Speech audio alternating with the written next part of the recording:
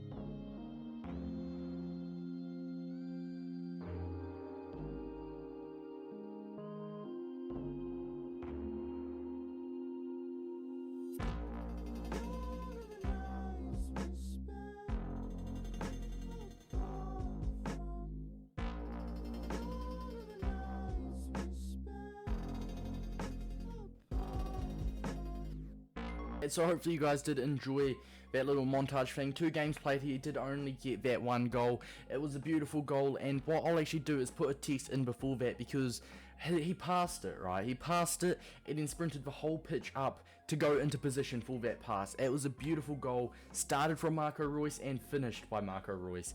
That was absolutely sensational, and I feel like that really proved what this card is capable of. But in the second game we just played, you guys would have only seen 2 or 3 clips, because I can't lie, he was underperforming in that second game. I believe he got a 6.8 out of 10. It was a 3-2 loss, it was quite close, but he did obviously underperform a little bit. But still, I would say that this card is actually a solid card, but I can say, at the beginning, right, he starts the first half very strong. He starts the first half brilliant. He's like one of the best players on the pitch. He's creating chances, he's finishing chances, he's wherever you want.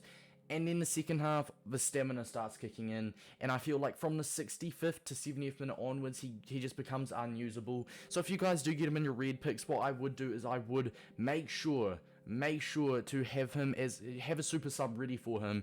And as for playing him as a left cam, he played perfectly fine as a left cam. A central cam as well, he wasn't too bad, but honestly I would say as a left cam he performed his best, because he does have that pace, 92 pace with a hunter, so he's got good enough pace to pass as a left cam. And with free roam it was amazing, because I noticed he dropped back to help my CDMs. He went up a little bit, right behind my strikers, more as an advanced advanced centre mid. So free roam really did help him as a left cam. But for me, central cam, left cam, he would perform very well in both the spots. I would just say beware of the stamina. You need, without a doubt, you need to sub him off straight away, lads, because it's not going to do it. And as for strength and aggression, he gets pushed off the ball quite easily. He's not incredibly agile. He doesn't have the best balance. He's not like a Neymar or an Mbappe on the ball, but he's not like an Akinfenwa or an Ibrahimovic on the ball. He's like solid, and if I had to compare him to someone, I'd probably say, if anybody has used, I'm trying to find a player lots of you would have used. If you guys have used a, let's say a De Jong, he feels similar to, that's actually a really good comparison. De Jong, the Dutch centre mid for Barcelona, he feels very similar to him on the ball. I believe they're a similar height. If we have a look, yeah, both 5'11", 83, and 7, yeah, both similar dribbling. So if you guys have used De Jong, he feels basically exactly the same body type, exactly the same agility and balance, or very similar, I should say. So he's similar body type to De Jong. So he's not the most agile, but he's not the worst. And in the shooting aspects, he's insane, and his passing for me takes it as his best stat. His shooting and passing for me takes that home. For the worst stat, like I said, it will have to be his stamina. So do I think he's worth 140,000 coins? Honestly, lads, I think he's worth it, because he's a good card, but I feel like there's other cards. It depends what you want. If you're looking for a proper man and you don't mind subbing him off around the 60th minute, then yes, he'll be worth it. But if you're looking for a player to last you a long time and go all the way out until team of the season even, Reus is not your man. You'll be wanting to look at a much bigger lad, because if you go to central attacking mids in the Bundesliga, you're really not left with much options. I believe he's probably one of the best ones, him, and there's a road to the final Brandt as well. There's Gnabry. If you completed Freeze Gnabry is miles better than him, so I can say Gnabry, if you have completed him, do him. But I'd say out of Brandt and Muller, personally, I would say, I'll probably say Brandt takes it for me, because I really do like this Brandt card. But Rule Breaker's Reus is miles better than his inform, just because he's got that extra physical as well, which can help him out. So I would say his Rule Breakers over his inform without a doubt, but still, he's alright. For the rating out of 10, he's going to be given a 6.5, which just edges it, and for me, I'd say he's just worth it. Like I was saying, I don't want to say it too much, but you need to sub him off around the 60th to 70th minute, because you really can't play the half end of a match with a player with 68 stamina. They'll get tired, they'll just lose track, and they'll just be playing like with a bronze player. So he comes with his pros and cons. He's not the best card I've used, but by any means, he's not the worst. Remember, lads, hopefully this review did help you out. Let me know down below if you did get him in your red picks. It's been your boy Davis, and until next time, boys, I'll see you later.